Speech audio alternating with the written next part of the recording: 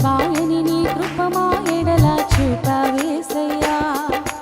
ఇన్నేళ్లుగా మాతో ఉండి నడిపించావయ్యా. నీ బాహువు మాకు తోడుగా ఉంచి రక్షించావయ్యా. నీ కృప చేత కీడుల నుండి తప్పించావయ్యా. ఎడబాయని నీ కృప మా ఎడల చూపావేసయ్యా. నీకే ఆరాధన